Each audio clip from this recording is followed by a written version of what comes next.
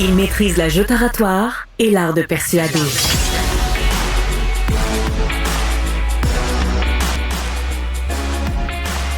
Alexandre Dubé. Ah ben ça, c'est toute une prise pour Charles Milliard et le Parti libéral du Québec, une figure bien connu du milieu économique, lui qui a été à la tête de la Chambre de commerce du Montréal métropolitain pendant des années, lui qui était même pressenti pour la mairie de Montréal, son nom était revenu. Eh bien, Michel Leblanc choisit finalement la politique provinciale et sera candidat officiel pour le Parti libéral dans Marguerite Bourgeoys. Marguerite Bourgeoys qui est un château fort libéral depuis sa création en 1966. Il est avec nous. Bonjour, M. Leblanc. Bonjour, M. Dubé. Bon, alors, qu'est-ce qui vous a convaincu d'y aller cette fois-là?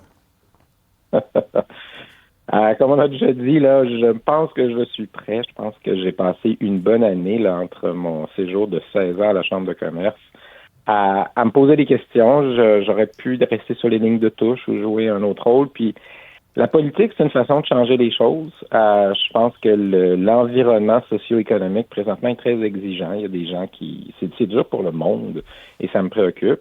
Et je pense qu'il y a des décisions qui vont être à prendre. Et j'ai l'impression qu'on a un gouvernement qui est usé, qui est très usé. La CAQ, pour moi, ça fait un bon bout de temps là, que les Québécois trouvent que ça va pas. Et je pense pas qu'on est à la veille d'un référendum. Je pense que les Québécois n'en veulent pas. Et on a un parti qui s'entête à proposer ça. Moi, je pense que c'est l'alternative libérale qui est nécessaire pour les Québécois. Donc, je suis prêt. Charles Milliard, c'est un leader qui m'inspire, que je connaissais avant la politique, avant qu'il aille en politique. Et donc, les conditions étaient réunies. Une réponse simple, si je suis prêt, c'est le temps. J'ai déjà entendu ça, je suis prêt. Pas Jean Charest. Vous avez volé le slogan à M. Charest, M. Leblanc. Bon, blague à part, moi, j'étais un de ceux qui vous auriez vu à la mairie de Montréal, parce que vous aviez tout le profil économique pour le faire. Vous aviez décidé de passer votre tour. Est-ce que déjà dans votre esprit, c'était une possibilité, ça, la politique provinciale, ou c'est vraiment Charles Milliard qui vous a appelé, qui vous a convaincu de vous lancer cette fois-ci? Comment ça s'est fait dans les coulisses? C'est Charles Milliard.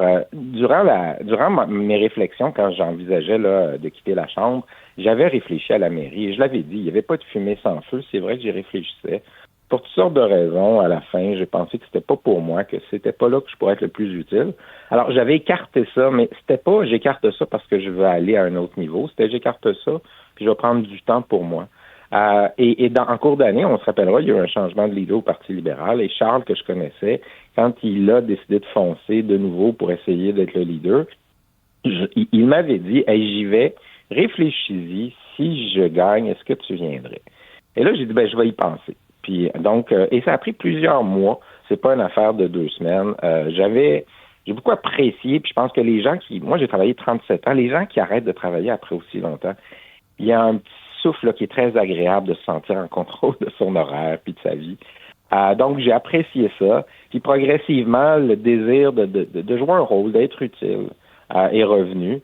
Et puis voilà. Donc, c'est Charles qui m'en a parlé, qui a semé une graine. La graine, on l'a arrosée, puis finalement, ça a pris forme. Et le fameux, là, les gens me disent, pourquoi Marguerite Bourgeoys? Ben moi, j'habite à Verdun, à peu près à 4 coins de rue de Marguerite Bourgeoys. C'est là que je fais mes emplettes. C'est là que je vis ma vie. Pour les gens qui ne savent pas aussi, c'est Ville-la-Salle, à peu près, dans le sud-ouest.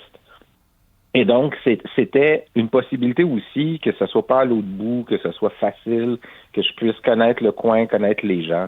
Alors, j'ai l'impression que les conditions sont réunies, puis ça tombait sous le sens. Est-ce qu'un château fort libéral, c'était une condition sine qua non? Parce que là, c'est assez confortable. Là. Marguerite Bourgeoys, là, c'est rouge depuis 1966. Non, vous n'êtes pas trop stressé? Il y a un éléphant dans la pièce, j'en conviens. Je suis heureux d'avoir une bonne chance. Là, je vais essayer d'être à la hauteur. Mais je prends rien pour acquis. Là. Il n'y a rien qui est jamais gagné. Des châteaux forts, on en a vu qui finalement, éventuellement, ont viré de côté. Donc, l'idée, effectivement, c'est d'essayer de me rendre au poteau en ayant remporté le comté. Mais ma confiance, c'est que ça va être pas une affaire de Michel Leblanc. Ça va être le parti qui va l'emporter.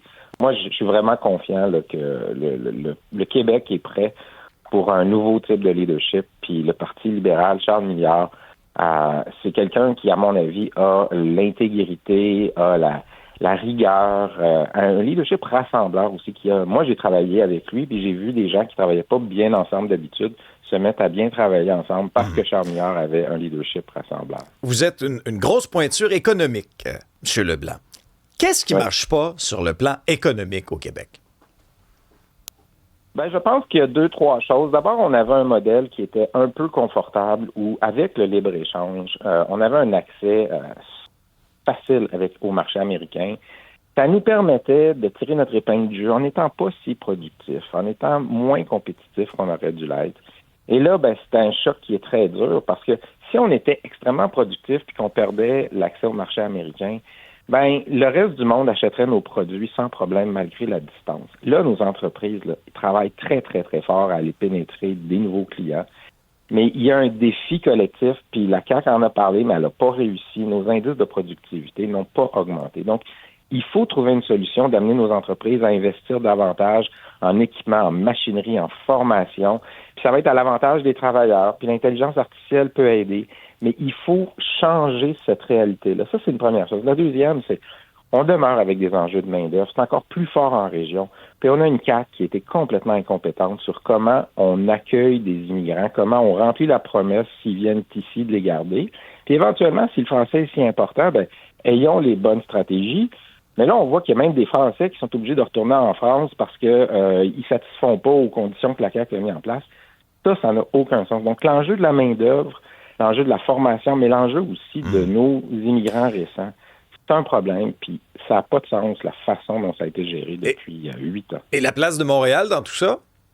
Bon, alors là, je ne vais pas me pomper, là, mais j'ai trouvé ça très, très, très difficile à la Chambre de commerce de voir le gouvernement se dissocier de Montréal. Il y a des ministres qui étaient préoccupés par Montréal, mais le gouvernement Legault, dans l'ensemble, c'est pas du tout préoccupé de Montréal. Puis Christine Fréchette était là, puis elle n'a pas changé cette attitude-là. Elle est venue faire des annonces récemment, là, je comprends, il y a une campagne électorale, mais la réalité, c'est qu'on a besoin d'un Québec qui se tient ensemble en équipe.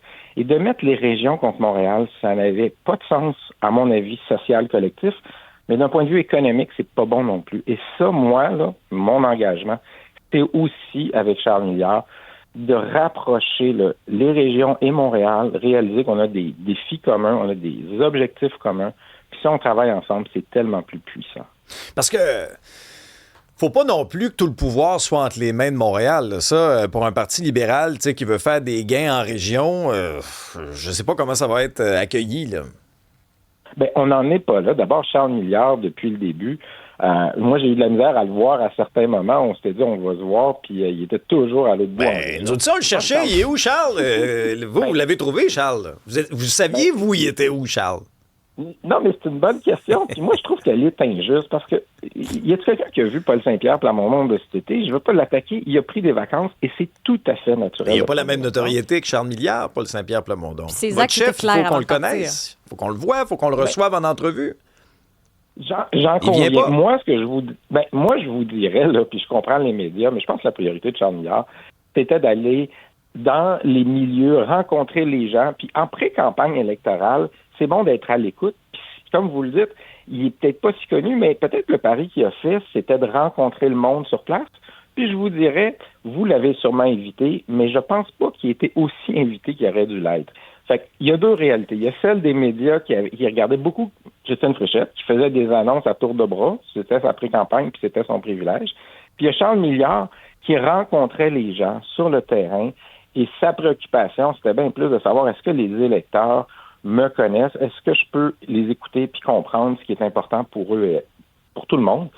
Fait que moi, j'ai beaucoup de respect pour quelqu'un, là, je l'ai vu. Quand je le voyais, il y avait des housses de vêtements. Je pense que c'est juste qu'il dormait pas dans son auto, tellement il était partout au Québec. Alors, peut-être que les médias ont l'impression qu'il n'était pas si présent. Moi, j'ai l'impression que sur le terrain, dans les régions, dans les milieux, on l'a beaucoup vu. Michel Leblanc, candidat officiel du Parti libéral dans Marguerite-Bourgeois. Merci d'avoir été là. Puis comme je dis à tout le monde, bonne campagne. Je vous remercie. Puis je vous promets, je vais être là. Si vous me rappelez, je vais être là. Parfait. À bientôt. Excellent. Au revoir. Salut.